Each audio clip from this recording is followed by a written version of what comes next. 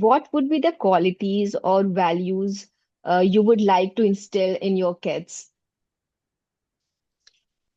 The very first thing which I have tried since their childhood is to make them the good speakers, the good speakers.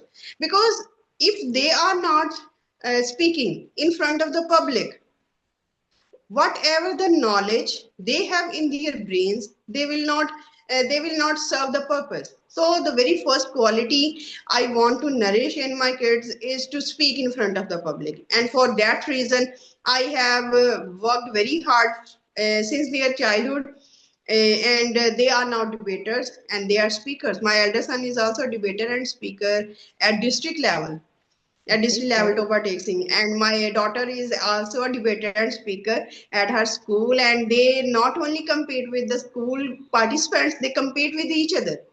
And my elder son always gets first in speech competition, and my daughter, due to her brother, she always gets the second position. So I just want to say that because very late in our life we just get the realization that we have to inculcate this habit of speaking in front of others, but when it comes to speak in front of others, we just shake. Oh my god, now this is a critical moment. If I just open my mouth, what would be the reaction of other person? These kind of feelings are there. So we have to work from the very childhood. We have to make them learn a poem, or make them learn a verse in your original language. I am not saying that you have to adopt the English language from the very childhood. Just pick a verse, a share, you can say, and make them memorize. And then anyone who comes in your house as a guest, just present your child in front of that guest. Now this is the first task, this is the first, and I was in the habit of doing all these things.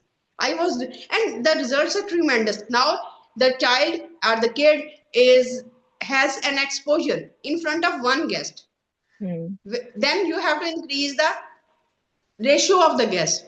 Now he will deliver whatever he has in front of 2 to 3 guests. Now in a small gathering, like wedding, like anything, with your near and dear ones. And with the passage of time, you can introduce your kid in the school, in his class, in his or her class. You can just approach the teacher and you can say that I have made, or I have just made my kid prepared this speech or these small verses of 2 lines.